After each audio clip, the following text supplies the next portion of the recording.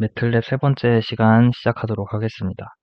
제가 원래 처음에 이 강의 소개를 할 때 4차 시 강의로 해서 1, 2차 시 때는 좀 간단한 기능 같은 거 알아보고 3차 시 때 신호 분석을 한번 해보고 4차 시 때 GUI를 이용해서 뭔가 만들어 보겠다 이런 식으로 소개를 했는데요.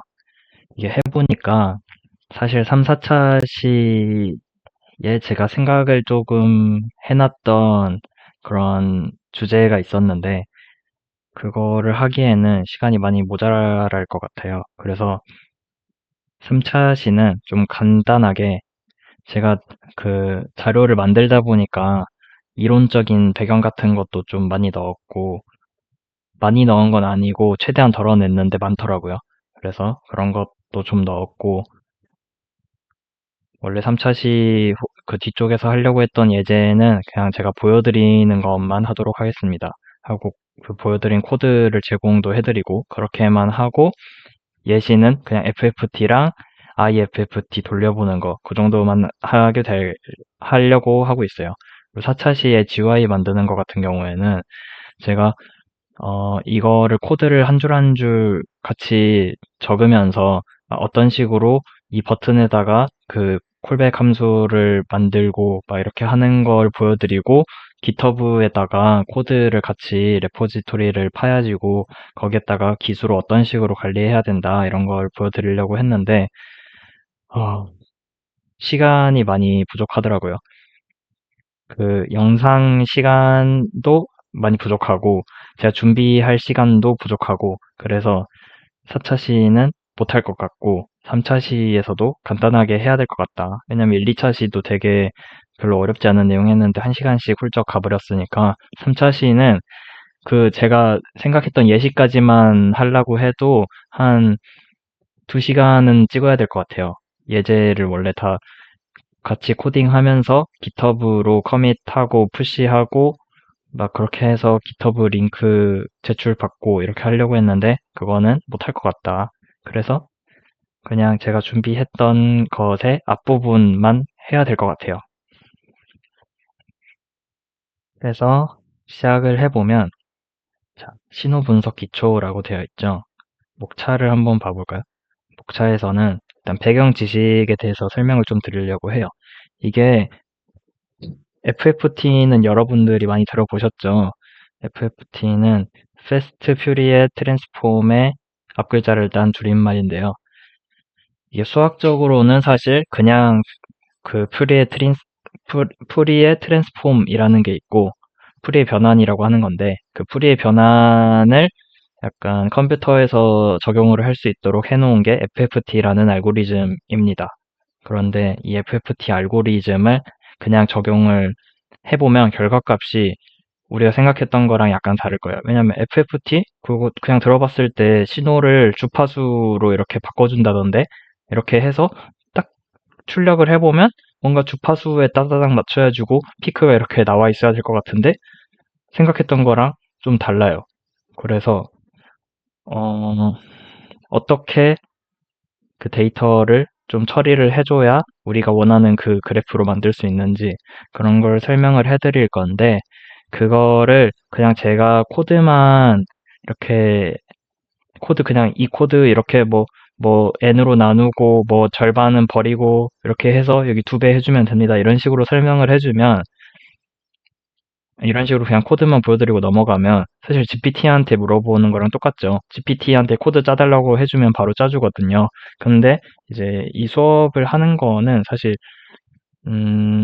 GPT로 얻기 어려운 뭔가를 얻으려고 하는 거니까 제가 그 이론적인 배경을 간단하게 나마 조금 설명을 드리고 나서 코드를 한번 보면은 여러분들의 시야가 뭔가 좀 더 확장이 될 수 있지 않을까 하는 마음에서 이 배경 지식 파트를 준비를 했습니다. 그렇게 해서 사전 지식이랑 프리의 변환에 대한 배경 지식을 먼저 한번 훑어보고 그 다음에 고속 프리의 변환과 고속 프리의 역변환에 대해서 간단하게 실습을 해보겠습니다. 사전 지식인데요. 일단 시작을 하려면 좀 많이 거슬러 올라가서 테일러 급수부터 시작을 해야 돼요. 여기에 지금 이 강의 들으시는 분들 중에는 1학년이신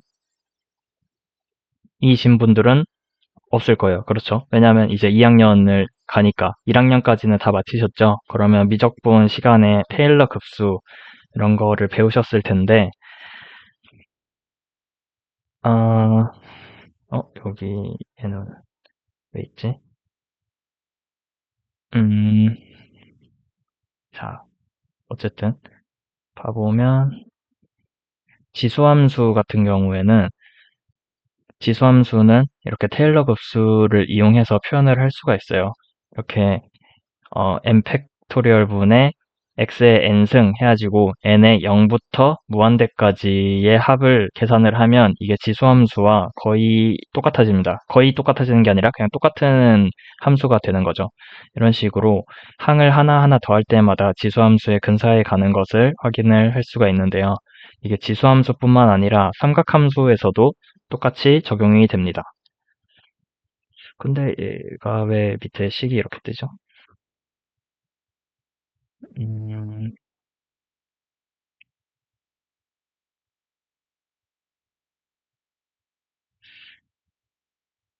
여기서는 안 뜨는데, 아무튼, 그래서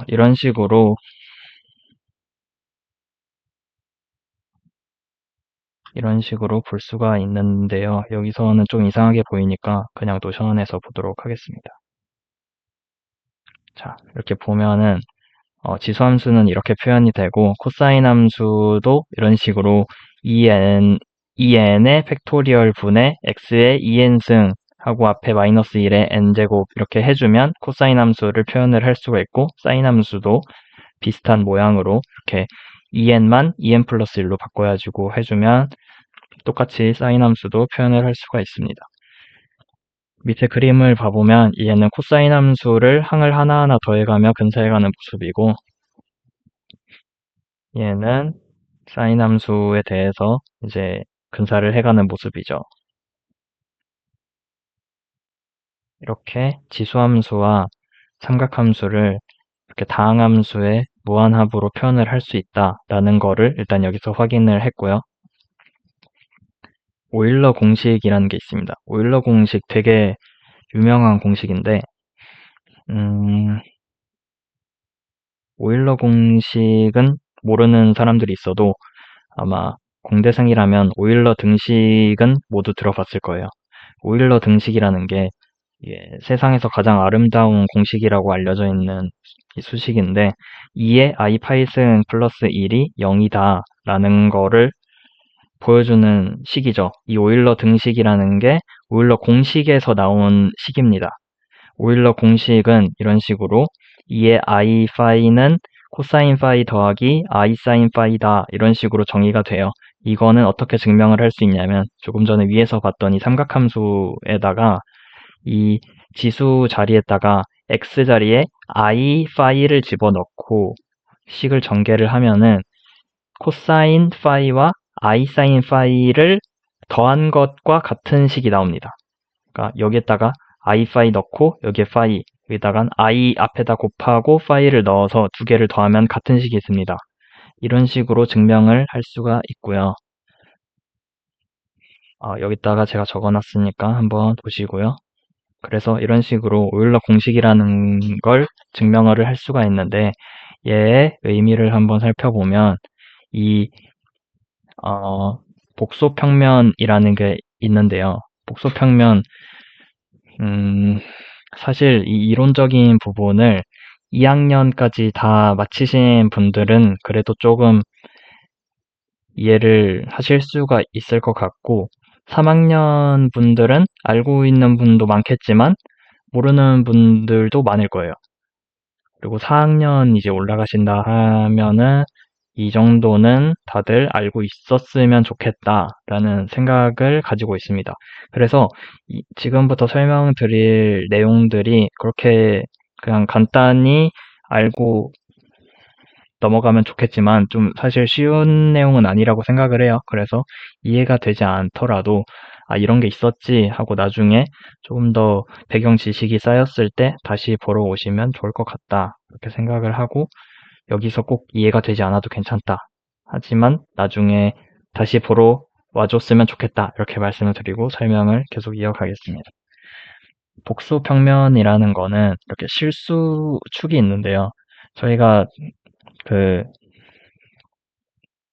뭔가 표현할 수 있는 실수들은 이 실수축 위에서 다 정의가 된다고 생각을 하시면 돼요. 뭐 0.1, 0.2, 0.001 막 이런 식으로 그런 숫자들이 무리수, 요리수 다 포함해서 이 수 직선 위에 존재를 하게 되겠고요.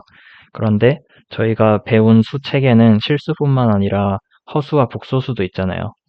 이제 순허수 같은 경우에는 이 복소평면에서 이 허수축 위에 존재를 하게 되고 실수부와 허수부가 있는 이 복소수 같은 경우에는 이 축을 제외한 평면 위에서 이 네 개의 사분면 위에 있는 점들이 모두 복소수다. 이렇게 생각을 하시면 될 것 같아요. 그래서 1은 여기에 있죠. 숫자 실수 1은 여기 있고 1i 같은 경우에는 이제 이 위치에 있을 텐데 만약 1 플러스 i 같은 경우에는 여기 1,1에 위치하는 이 점에 그 복소수 1 플러스 i가 있다라고 생각을 할 수가 있는 거죠. 이런 복소평면이 있는데 이 오일러 공식이 갖는 의미는 이제 여기 이 exponential i phi라는 게 이 단위 복소평면상에 있는 단위 원 위에 있는 점을 가리키는 함수다라고 생각을 하시면 되고 그때 그 점에서의 x좌표가 코사인 파이, y좌표가 i 사인 파이다 이렇게 생각을 하시면 될 것 같아요. 그래서 이 얘기를 왜 했냐? 이 오일러 공식이 단위 원 위에 있는 점이라고 점을 나타내는 거다라고 설명을 드렸는데 파이라는 게 뭐냐면 각도입니다. 각도. 점이 만약 2의 i 파이 승이 가리키는 점이 여기라고 했을 때 원점에서부터 선을 이렇게 그었을 때 여기가 가리키는 이 각도가 파이인데요. 만약 이 파이가 0부터 점점 이렇게 증가를 한다면 각도가 이렇게 점점 커지면서 이 점이 원 위에서 이렇게 회전을 하겠죠. 그거를 파이를 그냥 증가시키는 게 아니라 시간에 따라 증가시켜 본다고 한번 생각을 해볼게요. 그렇게 하면 이렇게 2의 i 오메가 t, 오메가는 각속도, t는 시간입니다. 그래서 각속도를 고정해 놓고 시간을 점점 증가시킨다면 얘가 일정한 속도로 이렇게 복소평면 위에서 회전을 하고 시간이 이동하기 때문에 시간축이 이렇게 쭉 뒤로 밀리면서 이런 식으로 나선 모양을 그리게 될 거예요.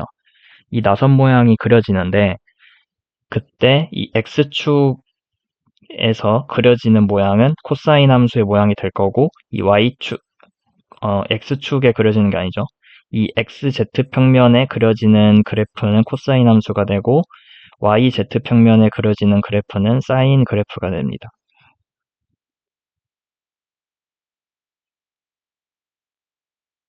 그래서 이 복소평면 위에 그려지는 이 값을 뭔가 벡터처럼 생각을 할 수 있을 것 같아요. 이 복소수 값인데 실수분은 x좌표, 허수분은 y좌표로 가지고 있는 벡터라고 한번 생각을 해봅시다. 그렇게 하면은 이 풀이의 급수를 이용해서 뭔가 주기 함수를 삼각함수로 근사하는 그런 식을 이해를 한번 해볼 수 있을 것 같은데 풀이의 급수라는 게 뭐냐면 이것도 2학년 공학수학 시간에 배우는 내용인데요. 주기 신호를 가지고 그러니까 뭔가 주기가 일정한 주기를 가지고 반복되는 신호가 있을 때 그 신호들은 어떤 것이더라도 사인과 코사인의 조합으로 만들어낼 수 있다라는 게 풀이의 급수인데요. 이제 구형파, 이 사각파 같은 경우에는 이렇게 그 가장 큰 원이 이렇게 천천히 돌아가고 그거에 속도가 3배죠. 3배의 속도가 되는 원이 이렇게 같이 돌아갑니다. 이 끝부분에 얘가 벡터처럼 생각을 할 수가 있다고 했으니까 이 벡터가 회전을 하는데 그 끝부분에 달려서 자기 속도로 이렇게 회전하는 애가 하나 더 있는 거예요.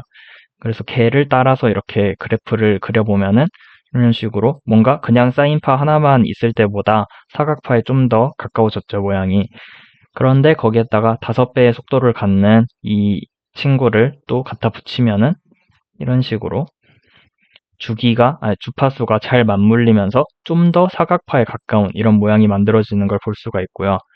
그리고 7배 속도의 이 사인파를 또 갖다 붙이면 이런 식으로 내려가야 될 타이밍에는 한 번에 훅 내려가고 이 안에서는 계속 이렇게 왔다 갔다 하면서 좀 더 사각파에 가까운 모양을 만들어냅니다. 지금은 4개의 항만 이었을 때 이런 식으로 표현이 됐는데 이 삼각함수의 합을 무한히 이어가면은 결국 그 사각파와 완전히 같은 모양이 될 수가 있는 거죠. 사각파뿐만이 아니라 이런 식으로 톱니파라고 불리는 모양에서도 주파수와 그 크기만 잘 조절해서 더해주면은 이런 식으로 원하는 모양을 다 만들어낼 수가 있습니다. 이렇게 단순한 모양뿐만 아니라 이런 식으로 조금 규칙성이 없어 보이는 모양 같은 경우에도 삼각함수를 계속 조합해가면 이렇게 이론적으로 무한히 더해가면은 완전히 똑같은 모양을 만들 수가 있고요. 그래서 이제 그 식은 뭐냐? 푸리에 급수를 나타내는 식은 주기함수 ft가 있을 때 a0 더하기 시그마에다가 이렇게 코사인 함수에다가 앞에 개수 곱해서 다 더해주고 사인 함수에다가 개수 곱해서 다 더해주고 이런 식으로 표현을 할 수가 있습니다. 근데 아까 위에서 봤던 오일러 공식에서 코사인과 사인은 결국 이 지수함수 하나로 표현을 할 수가 있죠. 그래서 ck라는 개수를 앞에 곱한 상태로 exponential jk 오메가 제로 t 이런 식으로 표현을 할 수가 있습니다. 그래서 오메가 제로라는 건 저희가 가진 그 주기 신호의 최소 주파수를 말하는데요. 최소 주파수에다가 그거의 정수배, k는 정수인데 정수배를 곱해가지고 다 더해서 그러니까 더하는 대상들을 기본 주파수의 정수배 주파수들에 대해서만 더하겠다 이런 말이에요.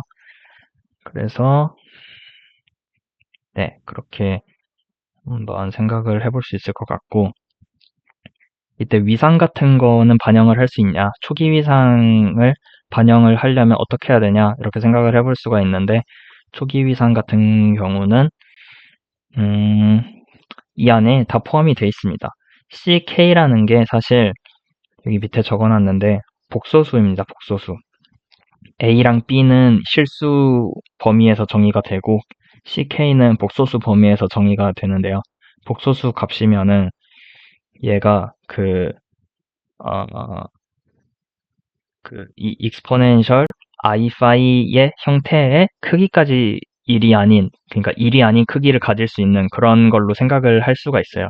그래서 얘를 곱하면은 이렇게 봐보면 이 크기, 이 복소수의 노름 값을 앞에 곱해주고 그리고 각도는 이런 식으로 phi k로 들어가는 형태 이런 식으로 정리를 할 수가 있습니다. 그래서 ck를 복소수라고 정의를 하면 이렇게 어떤 위상에서도 시작을 할 수 있다라고 볼 수가 있습니다. 그래서 아까 기본 주파수의 정수배 성분들로 조합을 할 수 있다 이렇게 했는데 그렇게 기본 주파수의 정수배인 성분들을 고조파, 하모닉스라고 부릅니다. 그래서 푸리에 변환이 뭐냐? 푸리에 변환은 푸리에 급수에서 좀 파생이 되는데요. 이런 식으로 주기 신호를 가지고 있을 때 exponential 마이너스 j 오메가 t를 곱해서 마이너스 무한대부터 플러스 무한대까지 적분을 해주는 거다. 이렇게 볼 수가 있습니다. 제가 j가 뭔지 설명을 안 하고 넘어가는데 루트 마이너스 이런 보통 i로 표기를 하잖아요. 근데 공학에서는 i를 전류로 많이 사용을 하기 때문에 좀 혼란을 방지하기 위해서 허수를 그냥 j로 표기하는 경우가 많습니다. 그래서 여기부터 표기를 j로 바꿨고요. exponential 마이너스 j 오메가 t를 곱한다고 돼 있는데 조금 전에 봤던 이 푸리의 급수식에서 이 K 오메가 제로라는 거는 기본 주파수의 정수배를 한 거니까 사실 그냥 주파수거든요. 어떤 한 주파수인 거고, 그러니까 exponential j 오메가 t인 거고, 여기는 exponential 마이너스 j 오메가 t, exponential j 오메가 t와 exponential 마이너스 j 오메가 t를 곱하면 1이 되죠. 1. 그러니까 이 항이 사라진다는 건데, 이 항이 삼각함수를 나타내는 텀이라고 했잖아요. 이 항이 사라지게 되면 이제 그 삼각함수 값이 아니라 그 크기 값만 남습니다. 그러니까 ft는 이런 식으로 지금 표현이 되는데 여기에다가 exponential 마이너스 j 오메가 t를 곱했으니까 이 텀이 사라지고 ck만 남는 거예요. 그런데 ck는 하나만 있는 게 아니라 무한개 ck가 있는데 그런 애들도 다 남는 거 아닌가요? 이렇게 말을 할 수가 있습니다. 그런데 사실 남지가 않는 게 그 삼각함수의 그 직교성이라는 특징이 있어서 주파수가 정확히 맞는 삼각함수끼리 곱해서 적분을 했을 때는 값이 1이 아닌데 주파수가 다른 애들끼리 곱해가지고 적분을 하면은 0이 나옵니다. 그래서 이렇게 곱해가지고 적분을 했을 때 남게 되는 CK의 값은 주파수가 같은 애의 그 CK 값만 남게 된다. 그래서 이 값을 계산을 해보면 라지 F의 오메가 값은 이 오메가라는 주파수를 갖는 성분의 크기다라고 생각을 할 수가 있어요. 이게 푸리에 변환의 원리인데 이 J 오메가 T라는 건 오일러 공식에서 나오는 거라고 말씀을 드렸죠.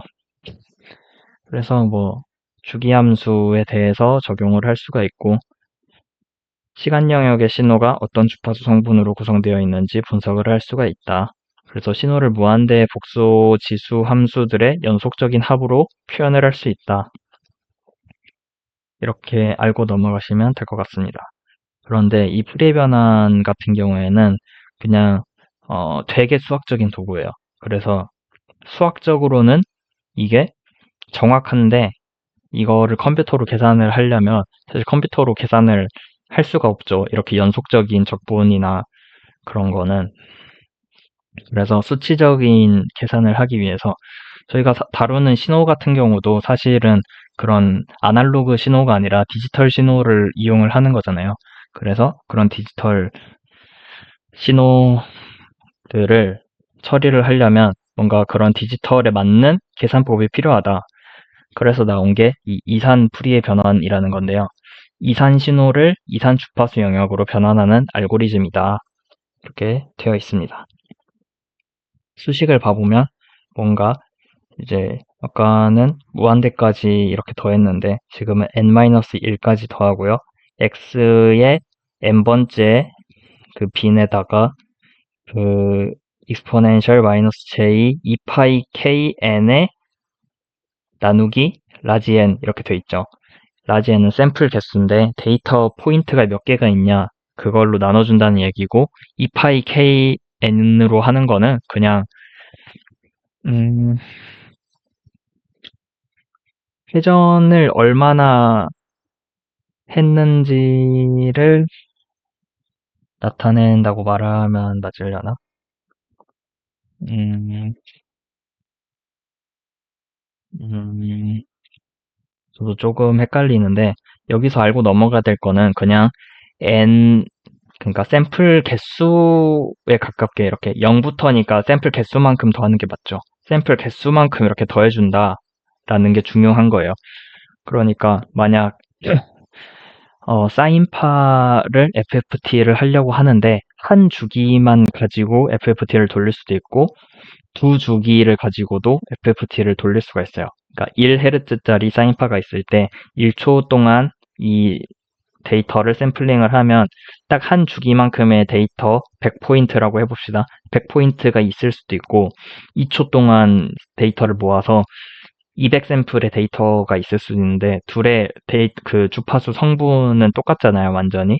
그런데 두 데이터에 대해서 분석할 때 모두 얘네는 샘플의 개수만큼 더해주기 때문에 만약 100샘플짜리를 분석하면은 뭔가 사인 1Hz 성분이 100만큼 있다 이렇게 나오고 200 샘플짜리를 분석을 하면은 200만큼 있다 이렇게 나오게 되는 거예요.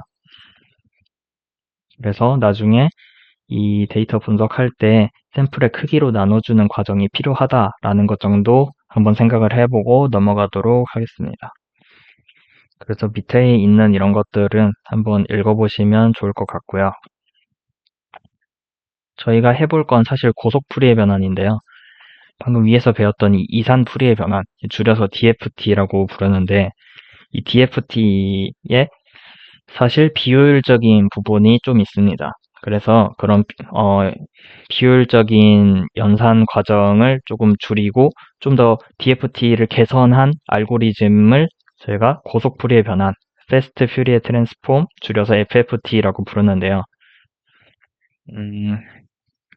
뭔가 이런 아이디어들이 있어요. 사실 이런 아이디어들은 저희한테 중요하지 않고 FFT가 DFT를 그냥 연산에서 불필요한 부분을 제거하고 빠르게 만든 알고리즘이다. 수학적으로는 완전히 같다. 그런데 불필요한 계산을 안 할 뿐이다. 그래서 뭔가 둘이 다른 알고리즘이라서 어떤 상황에는 FFT가 좋고 어떤 상황에는 DFT가 좋고 이런 게 아니라 그냥 FFT가 DFT의 불필요한 연산을 없앤 거기 때문에 성능은 더 좋고 더 떨어지는 부분은 없습니다. 그래서 트레이드오프 관계가 아니라 그냥 불필요한 연산을 제거한 거다. 그래서 우리는 FFT만 알면 된다. 뭔가 고속으로 한다고 해서 성능이 떨어지는 그런 느낌이 있을 것 같지만 오히려 성능이 좋은 겁니다. 그래서 FFT를 이용해서 한번 실습을 해볼 건데요. 시간이 벌써 26분이 됐네요. 자, 고속 풀이의 변환 한번 봐보면 일단 풀이 변환을 하려면 신호가 있어야 돼요, 신호. 그래서 신호를 만들고 나서 그 신호를 FFT 해보고 그걸 또 다시 IFFT 해보고 이렇게 해보겠습니다. 매틀랩에는 이제 사인, 코사인, 스퀘어 같은 그런 기본 신호를 생성할 수 있는 함수들이 있어요. 이게 빠졌네요.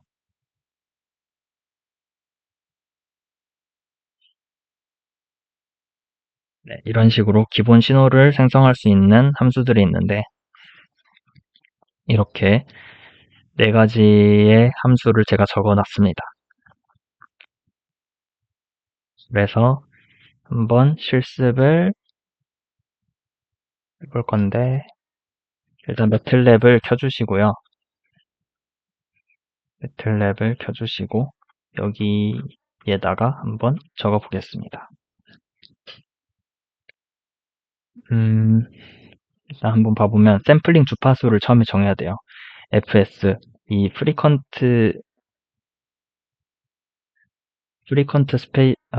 샘플링 프리퀀시라는 의미로 fs라고 표현을 하는데 이렇게 변수를 하나 만들어주고 저는 샘플링 주파수를 1000으로 하겠습니다.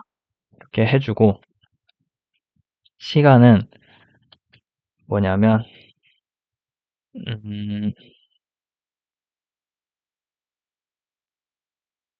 이제 0에서 1초 동안 샘플링을 해줄 거예요. 그래서 0부터 시작을 해서 1초까지 이렇게 샘플링을 해주는데 그 간격이 샘플링 주파수만큼 이렇게 해줘야겠죠. 그래서 샘플링 주파수라는 건 1초에 몇 번 샘플링을 할 거냐잖아요. 그래서 이 샘플링 주파수의 역수가 그 샘플 하나 사이의 시간 간격이 됩니다.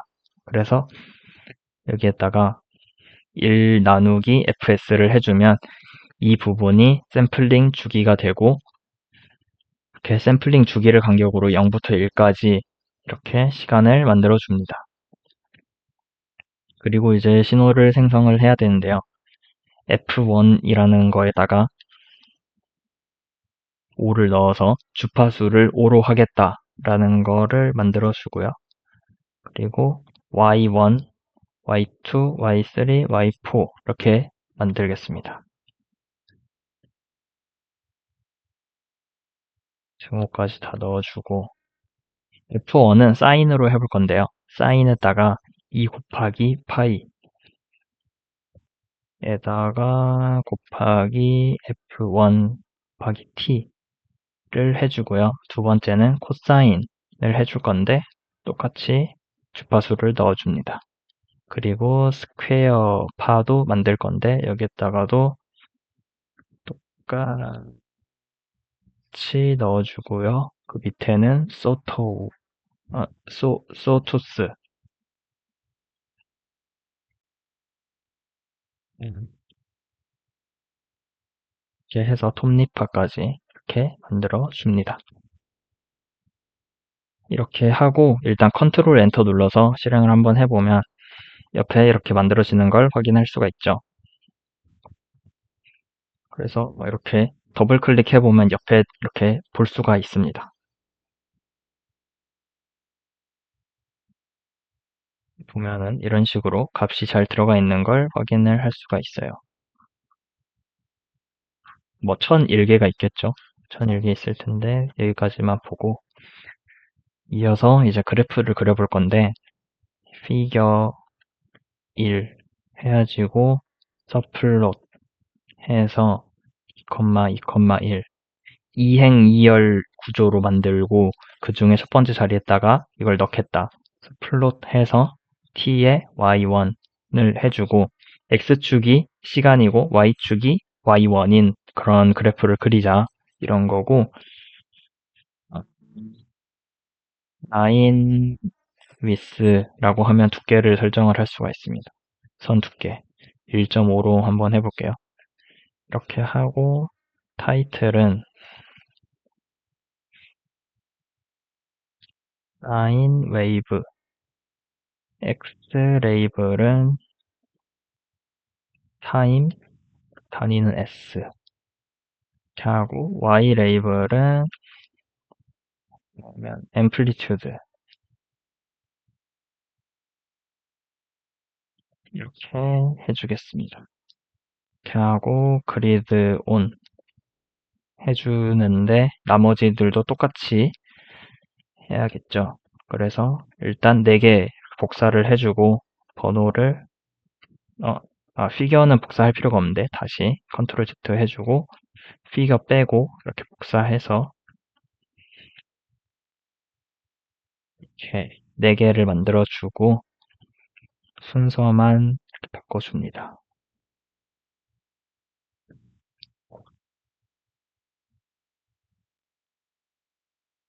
이렇게 해주고 y도 얘도 바꿔줘야죠.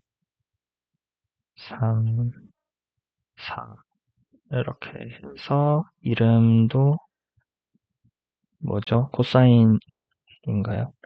코사인 얘는 스퀘어 밑에는 소투스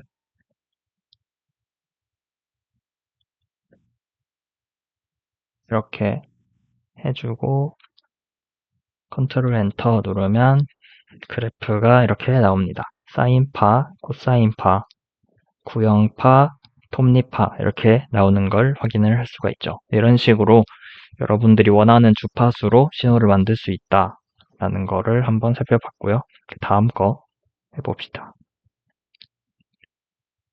다음에는 이제 고속 풀이 변환을 직접 해볼 건데요. 처음에 말했듯이 FFT 함수를 처음 사용하면 예상치 못한 결과에 당황하기가 쉽다. 제대로 사용하려면 계산 방식과 결과값의 의미를 이해를 해야 된다. 적어놨어요, 이렇게. 그래서 FFT 결과값, 단순히 FFT만 돌렸을 때 어떤 값이 나오는지 한번 살펴보도록 하겠습니다.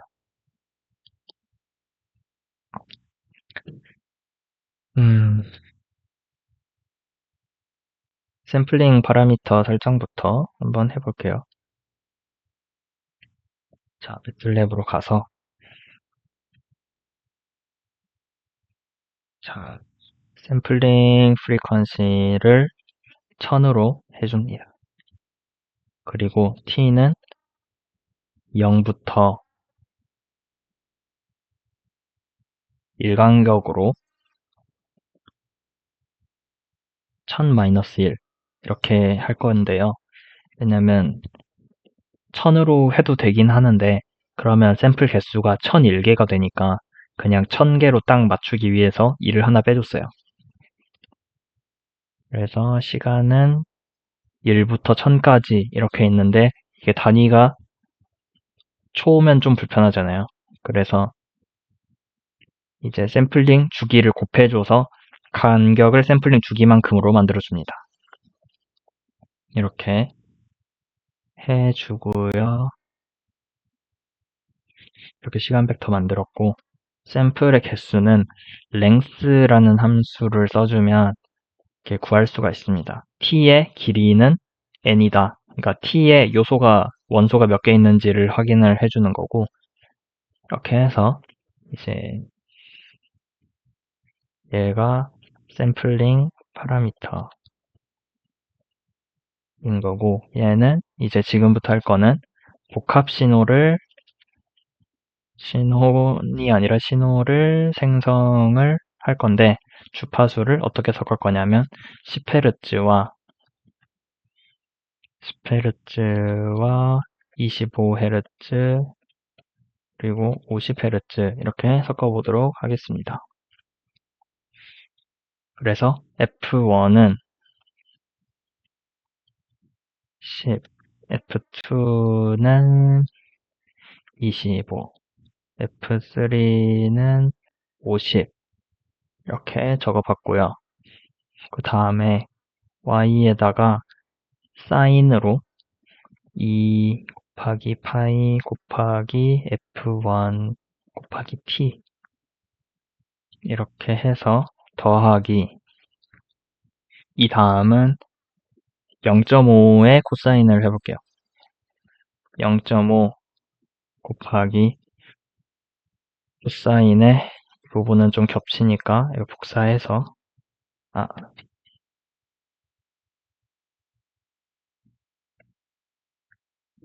해서 F만 2로 바꿔서 이렇게 해주고 또 더하기 0.3의 사인에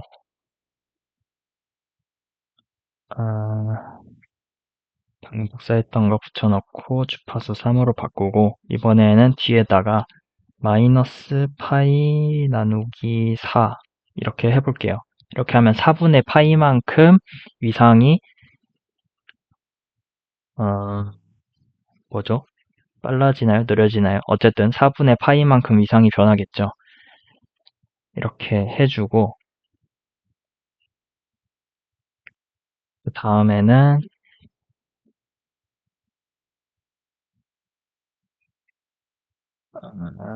FF 뭐야? FFT 수행 및 복소수 결과를 한번 봐봅시다. FFT를 어떻게 하냐면 정말 간단한데요. 일단 뭐 2학년까지 들으신 분들은 왜 대문자 Y로 쓰는지 알 거예요. 보통 라플라스 변환을 하면은 처음에 시간 영역에선 소문자 쓰다가 주파수 영역에서는 그 S 도메인에서는 대문자를 쓰죠. 그 퓨리에 트랜스폼도 라플라스 트랜스폼의 부분 집합으로 생각을 할 수가 있어요. 그래서 똑같이 그렇게 대문자로 하는 거를 따라가도록 하겠습니다. FFT 어떻게 하냐면 그냥 FFT 쓴 다음에 이렇게 해주면 FFT가 됩니다. 그래서 얘를 한번 어떻게 나오나 뜯어 볼 건데요. 피겨 2에다가 플롯을 해서 대문자 y를 x축 안 넣고요. 그냥 y만 한번 넣어 볼게요. 이렇게 해서 라인 위스에 1.5 넣고 타이틀에 two sided spectrum의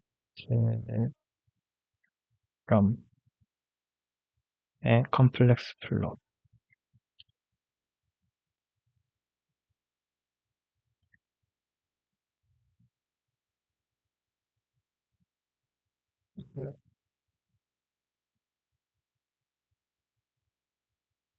이렇게 해주고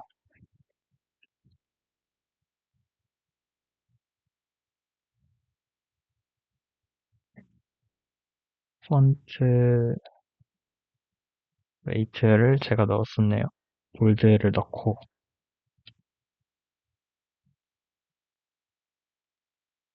폰트 사이즈를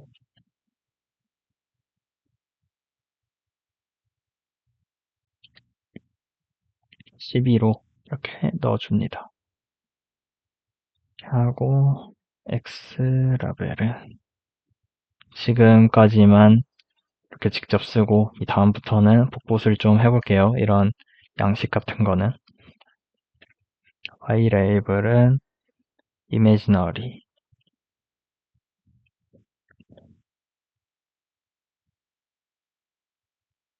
이렇게 해주고요.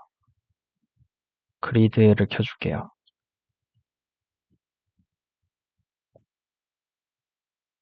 이렇게 하고 F5 눌러서 실행을 해보겠습니다. 이렇게 하면 무슨 이상한 모양이 나왔어요. 이 끝 포인트들의 점을 이렇게 찍어보면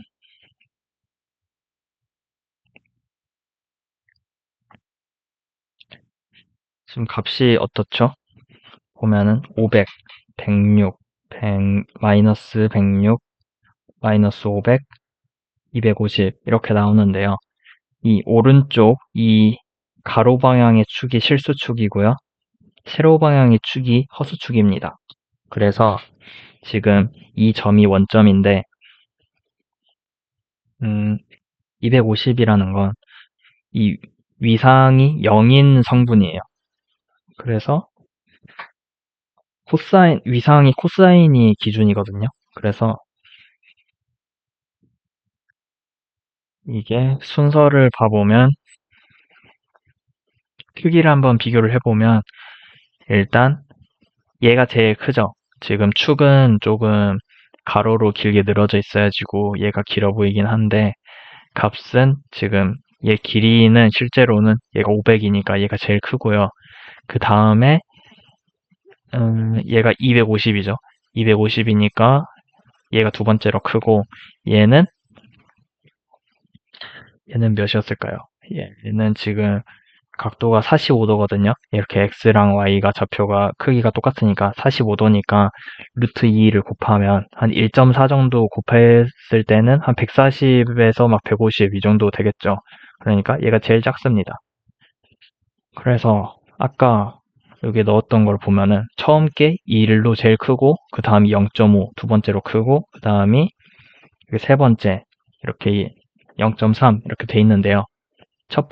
지금 이렇게 두 번째로 큰 애가 위상이 0이죠. 코사인에다가 초기 위상이 0이기 때문에 이렇게 위상이 0으로 이렇게 나온 거고 두 번째 제일 큰 애 이 500짜리는 사인은 코사인보다 위상이 좀 느리죠. 90도만큼 느리잖아요. 그래서 여기에 이렇게 만들어졌다 라고 생각을 하시면 될 것 같아요. 여기 이건가? 이게 이건가? 뭐 아무튼 그렇게 돼 있고 얘는 사인이라서 90도 느린데 거기에다가 4분의 파이까지 45도까지 더했어요.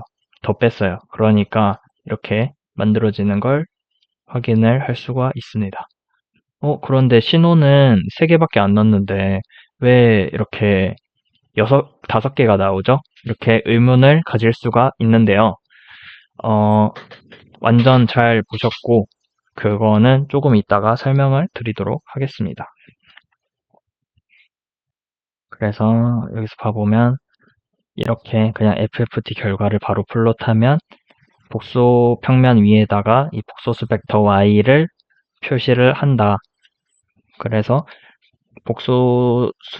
각 복소수에 대해서 크기는 주파수 성분의 진폭을 나타내고 각도는 초기 위상을 나타낸다. 근데 이제 이 노름 값은 노름이 뭔지 1학년 때도 배웠나? 잘 생각이 안 나는데 노름이라는 건 그냥 복소수의 절대값 씌우는 건데 복소수의 절대값을 어떻게 계산하냐면 실수부의 제곱 더하기 허수부의 제곱 허수부를 그냥 제곱하는 게 아니라 허수부에 있는 그 개수의 제곱을 해서 둘을 더하고 루트를 씌운 거 그러니까 사실 이 복소평면상에 있는 이 점의 원점까지의 거리라고 생각을 하시면 돼요. 그래서 그게 노름이고 그게 어쨌든 진폭이고 이 각도가 초기 위상이다. 이렇게 생각을 하시면 됩니다. 그래서 이 노름값 같은 경우에는 올바른 스케일링을 적용을 해줘야 우리가 생각하는 그 진폭이 되는 거고 여기선 지금 상대적인 값만 의미가 있는 상태라고 보시면 될 것 같습니다. 그래서 이 FFT 결과값을 절대값 연산자를 이용해서 그 절대값 함수를 이용해서 노름값을 계산을 할 수가 있거든요. 매틀랩에서. 그래서 그렇게 한번 해볼게요. 여기서 좀 전에 있었던 이 FFT 하는 거 이후의 부분은 다 지워줍니다. 지워주고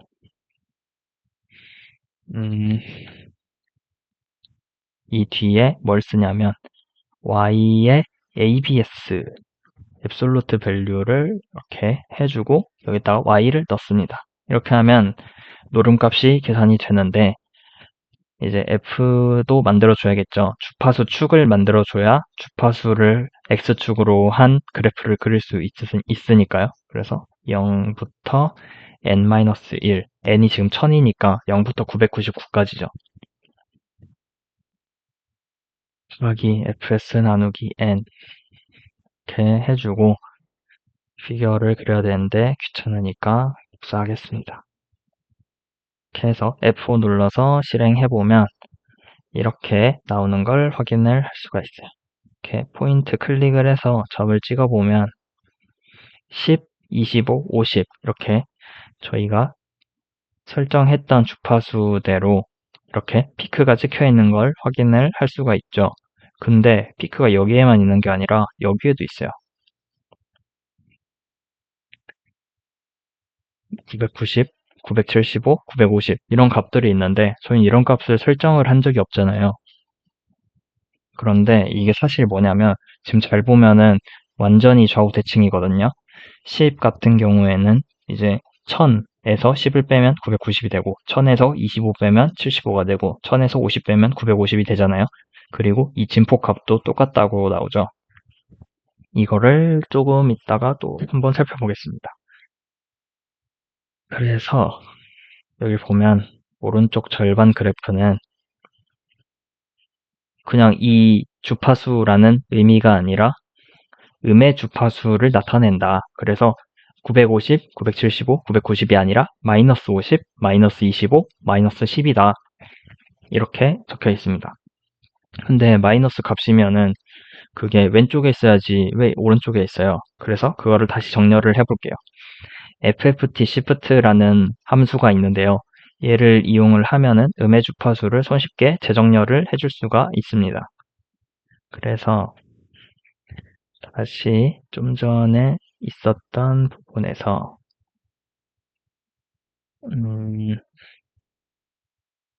자, 또 여기 지우고요.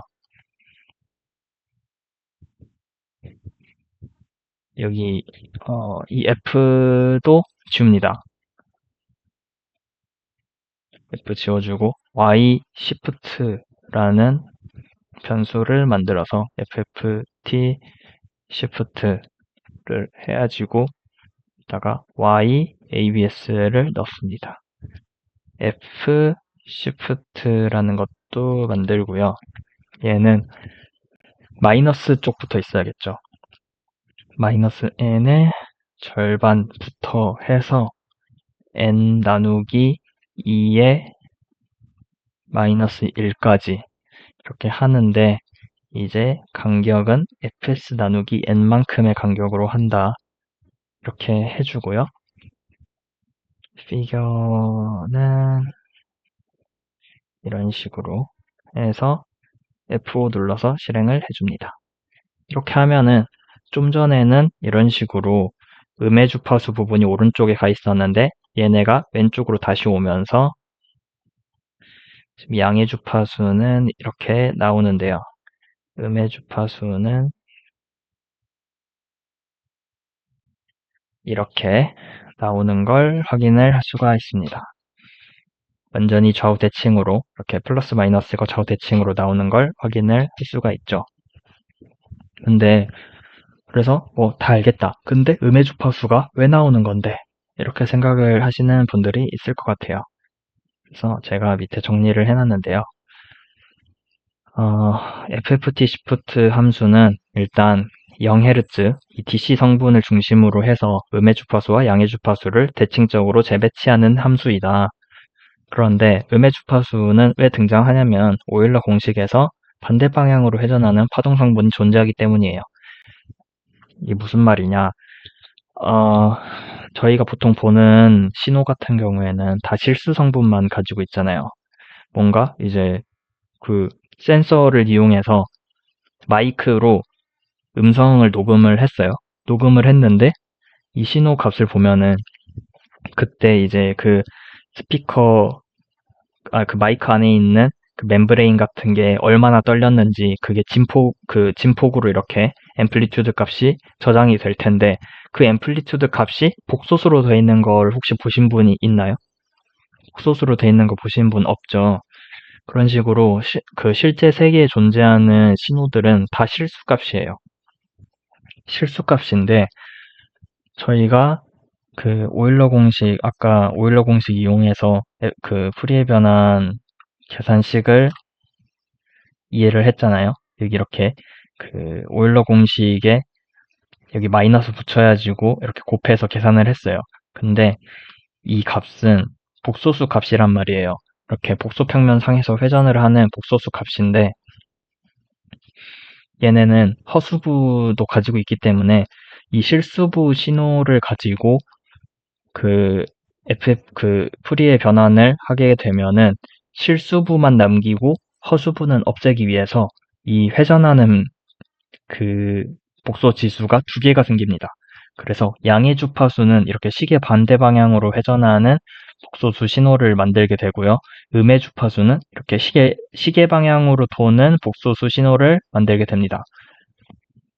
그래서 걔네가 동시에 돌게 되면은 이 둘의 평균값은 이 허수부를 완전히 상쇄를 하고 실수부만 이렇게 남기게 돼요.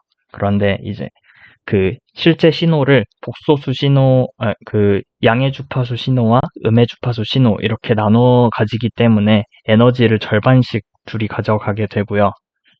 그래서 이제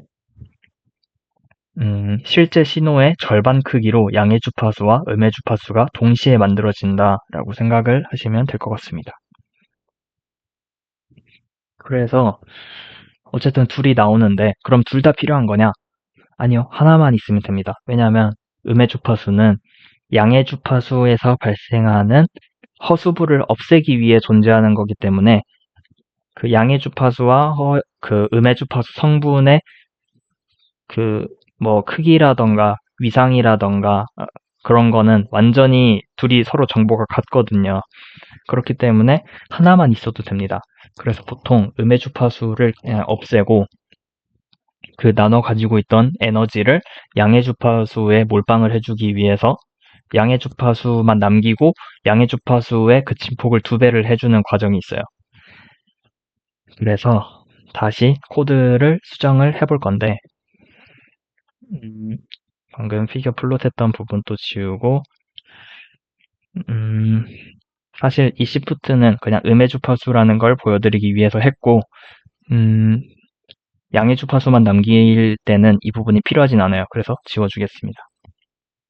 지워주고 이제 양의 주파수 부분만 이렇게 남기는 걸 단측 스펙트럼이라고 부르는데요. 단측 스펙트럼을 만들기 위해서 얘의 이름을 얘는 양측 스펙트럼이었어요. 그래서 P2라는 이름으로 부를 거고 P1이라는 걸 단측 스펙트럼으로 하겠습니다. 그래서 P2에서 1부터 n 나누기 2의 플러스 1까지의 성분만 사용을 하겠다. 이렇게 해주면 단측 스펙트럼인데 이제 여기에다가 2배를 해줘야 되겠죠. 음의 주파수 성분을 버렸으니까 걔네의 에너지를 양의 주파수에다가 포함을 시켜줘야 되니까 더해줄 건데 이 DC 0Hz는 두 개인가요? 0Hz는 하나밖에 없었죠. 그래서 0Hz는 두 배를 안 해주고요. 나이퀴스트 주파수라고 부르는 맨 끝 주파수도 두 배를 안 해줍니다. 그래서 주석을 한번 적어볼게요. DC와 나이퀴스트 주파수를 제외한 나머지 성분을 두 배로 증폭 이렇게 해주고 P1에 자동완성이 뜨네요.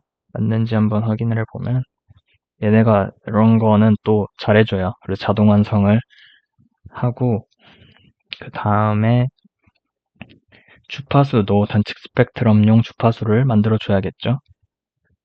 그래서 F1에다가 fs 곱하기 0에 n 나누기 2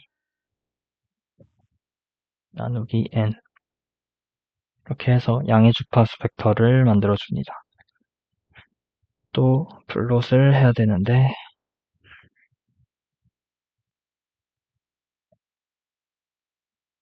이렇게 해서 F5 눌러서 실행을 해볼게요. 좀 전에 할 때 마지막에 이 x 리밋을 0부터 100으로 해가지고 사실 이 부분에 아무것도 없으니까 이 부분 볼 필요 없잖아요. 그래서 이 부분 그냥 없애고 여기부터 여기까지 이 영역만 이렇게 키워서 보려고 x림 0부터 100을 했습니다. 그렇게 해서 결과를 보면은 10Hz에서 1000, 25Hz에서 500, 50Hz에서 300 이렇게 볼 수가 있는데 이 크기를 지금 보면은 1000배가 돼 있어요. 저희가 설정했던 것보다. 저희가 이렇게 그 10Hz, 25Hz, 50Hz에서 각각 크기 1, 0.5, 0.3 이렇게 했는데 보면 1000배 돼서 1000, 500, 300 이렇게 돼 있죠. 이게 왜 그러냐면 제가 아까 DFT 수식 설명할 때도 말씀을 드렸는데 여기 어딨지? 아, 여기구나. 여기에서 보면은 0부터 n-1까지 총 n개의 데이터를 더한다 이렇게 돼 있어요. 근데 제가 똑같은 성분으로 이루어진 신호를 길이만 다르게 해서 하면은 그 더하는 길이가 같아지기 때문에 더하는 길이가 그 두 배가 되기 때문에 샘플 개수만큼 그냥 똑같은 신호여도 샘플의 길이만큼 얘네가 크기가 더 커지고 그런다. 그렇기 때문에 샘플의 개수로 나눠주는 과정이 필요하다 이렇게 말씀을 드렸었는데 그 계산이 필요한 순간이 지금입니다. 그래서 보면은 저희가 방금 한 게 버려지는 절반의 에너지를 보존하기 위해 이 두 주파수만 제외하고 주파수 성분을 두 배로 증폭을 해줬고 나이퀴스트 주파수라는 건 샘플링 주파수의 절반으로 디지털 신호가 표현할 수 있는 최대 주파수다. 뭐 그런 게 있습니다. 그리고 음의 주파수 대역을 제거하여 한쪽 스펙트럼을 만들었습니다. 저희가. 한쪽 스펙트럼이 아니라 단측 스펙트럼이라고 보통 말하는데 네, 하고 그리고 샘플 개수만큼 합산하기 때문에 결과값이 n에 비례해서 커진다. 그래서 n으로 나눠서 정규화해주는 과정이 필요가 하다. 이렇게 돼 있어요. 그래서 봐보면 이제 뭘 할 거냐면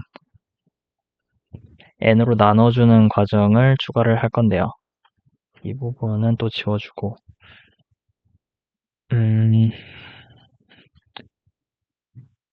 자 보면은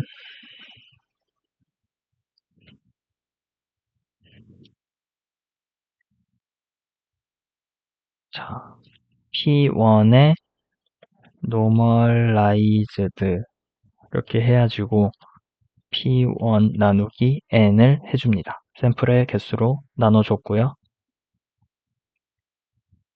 그리고 피겨를 플롯을 해야 되네요.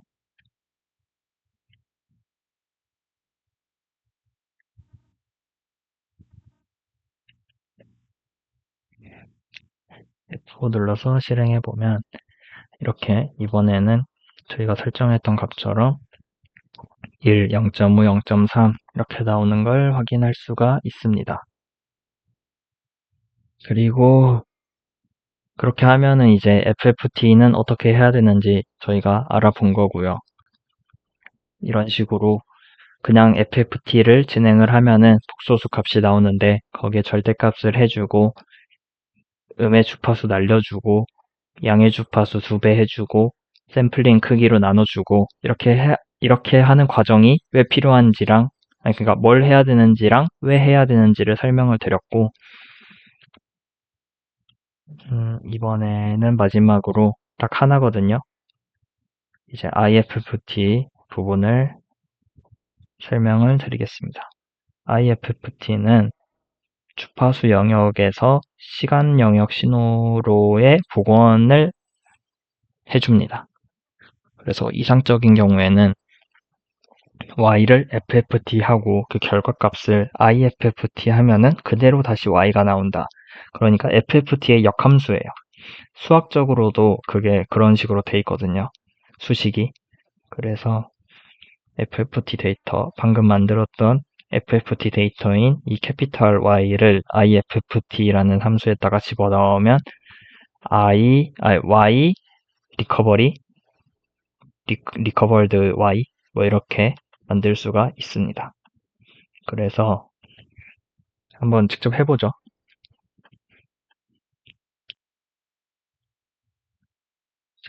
보면은 이제 저희가 할 게 IFFT로 시간 영역 복원.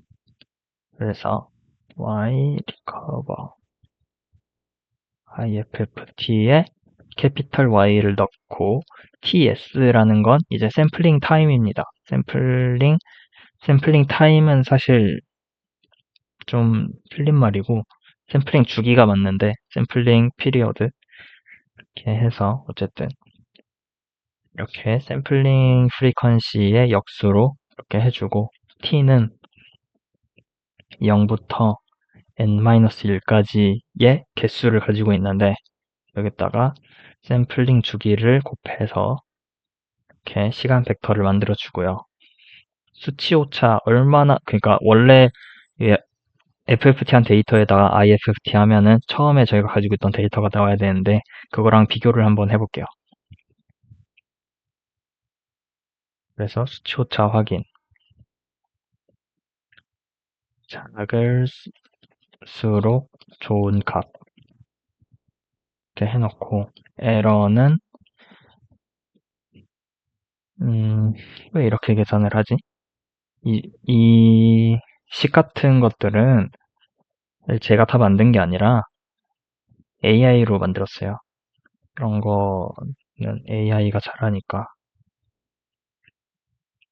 보통 이런 거 에러 확인을 할 때는 이렇게 그 뭐 RMA나 RMS 이런 거를 많이 사용을 하잖아요.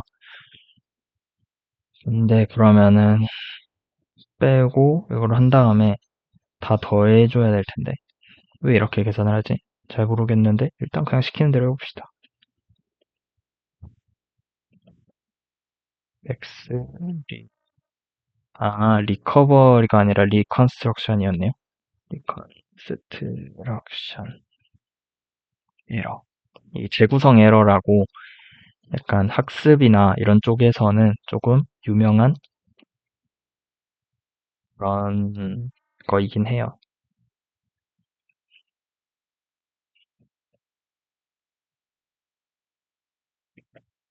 이렇게 해줍니다.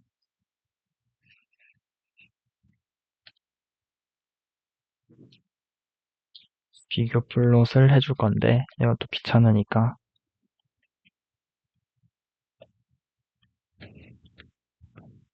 이렇게 해서 F 해보면 이렇게 저희가 만들었던 그 FFT 결과를 다시 IFFT 한 게 이 빨간색 점선 그래프인데요.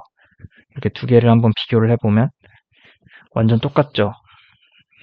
하고 여기도 보면은 에러가 6.6613에 10의 마이너스 16승이다. 그러니까 사실 10의 마이너스 16승이면 그냥 0이에요. 컴퓨터에서 그 부동소수점 연산은 약간 정확하지 않기도 하고, 그리고 소수점, 음, 아무튼 그냥 컴퓨터 연산을 수치적으로 하는 거라서 에러 값이 10의 마이너스 16승 스케일로 있긴 하지만 이건 0이라고 볼 수 있는 값이다. 이렇게 생각을 하시면 될 것 같습니다. 그래서 이 값이 사실은 복소수로 나올 수가 있어요. 그 IFFT 하는 과정을 수식을 봐보면 또 익스포넨셜 I 오메가 t를 그 j 오메가 t를 곱해가지고 계산을 하기 때문에 실수인 값에다가 얘를 곱하면은 그 허수가 나올 수도 있기는 합니다. 복소수가 나올 수도 있기는 한데 그래서 원래는 실수가 나와야 되잖아요. 그 허수부가 나왔다면 아마 값이 엄청 작을 거예요. 비슷하게 방금이랑 비슷하게 10의 마이너스 뭐 한 12승, 16승 이렇게 나올 텐데 그런 것까지 다 무시하려면 이 리얼이라는 함수를 이용해서 실수부만 이렇게 가져와야지고 그래프를 그려주면 된다. 그리고 이 y, FFT 한 결과, 그 주파수 도메인의 결과값에 뭔가 수정을 이렇게 해요. 저희가 아까 나왔던 이 그래프에서 이 주파수 두 배로 하고 싶은데 이 20에서 30 부분에 있는 주파수를 두 배로 만들어주고 싶다. 그러면은 이 영역의 이 부분에 있는 값에다가 두 배를 해주고 그러면 얘네가 1이 되겠죠, 크기가. 1이 된 상태에서 다시 IFFT를 해주면은 여기서 그 방금 그 주파수에 있었던 신호들이 이렇게 좀 더 강하게 섞인 그런 신호가 나오게 되겠죠. 그런 식으로도 할 수가 있어서 사실은 원래 그 로우 패스 필터나 하이 패스 필터, 밴드 패스 필터, 노치 필터 이런 것들을 적용해보는 걸 하려고 했는데 지금 시간을 한번 보세요. 1시간이 넘었죠. 그래서 뺐습니다. 다. 네, 그래서 강의 내용은 여기까지고 원래 하려고 했던 거를 약간 보여드리면 이런 거를 만들어 보려고 했거든요. 이렇게 사인으로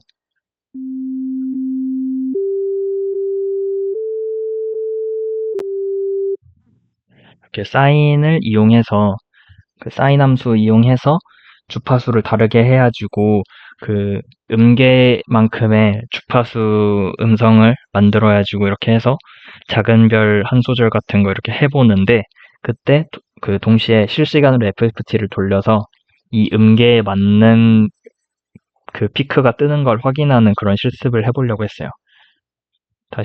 이거는 이제 그만 보고 이 다음 거를 한번 봐보면 사인파 말고 얘는 사각파로 한 거거든요. 봐보면 이렇게 그냥 옵션만 이렇게 바꿔주고 실행을 하면은 되게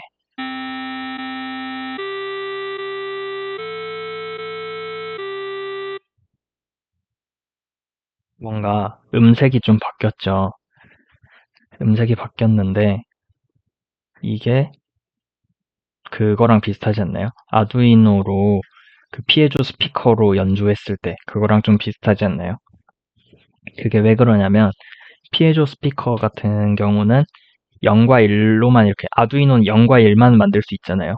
그래서 그 아두이노로 0, 1로 이렇게 뭐 주파수 해서 그러니까 음악을 연주했을 때 이 사각파를 만들기 위해서는 이런 여러 가지 주파수에, 그러니까 이 기본 주파수에 정수배 주파수들이 이렇게 막 섞여야지 이 모양이 만들어질 수가 있거든요.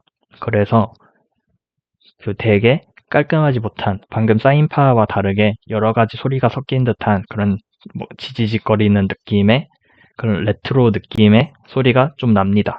그래서 피에조 스피커로 연주를 했을 때 왜 그런 소리가 나는지 아셨겠죠?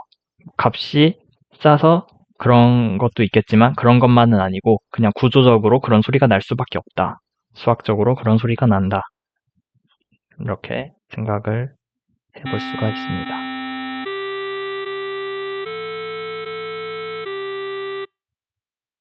그리고 이런 사인파나 사각파 같은 것뿐만 아니라 피아노나 기타 같은 것들도 결국은 이런 식으로 주파수들이 막 있는데 악기마다 같은 음정인데도 불구하고 소리가 다르게 느껴지는 건 그, 그 주파수 소리를 구성을, 그러니까 그 주파수를, 그 음계의 주파수를 기본 주파수로 하되, 그거의 정수배 주파수들이 여러 개가 이렇게 섞여 있으면 그런 약간 그 악기의 특색이 나는 거거든요. 소리의 음색, 소리의 맵시, 막 이렇게 이야기를 하는데,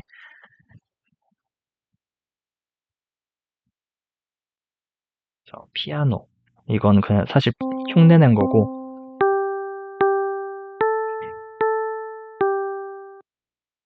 진짜 피아노 음색은 아니고 그냥 피아노 같은 느낌이 나게 하려고 주파수를 여러 개를 이렇게 섞은 겁니다. 근데 좀 전에 들었던 거랑 조금 또 다른 음색이 느껴지죠. 이렇게 하고 이 기타도 있는데 사실 기타는 별로 안 비슷하거든요. 근데 느낌만 보려고 이렇게 주파수마다 이렇게 진폭을 조절해 주는 것만으로도 다른 소리가 난다.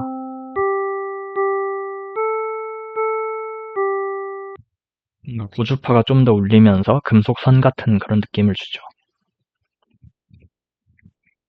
그래서 이런 걸 만들어 보려고 했는데 원래 또 했던 게 그 깃 파일 그거를 깃 관리를 어떻게 해야 되는지 그런 걸 해보려고 했으니까 그 밴드패스 필터 이런 것도 하고 거기에다가 얘네를 이제 직접 코딩을 한번 해보면서 하려고 했단 말이죠. 시간이 한 3시간은 있어야 됐을 것 같아요.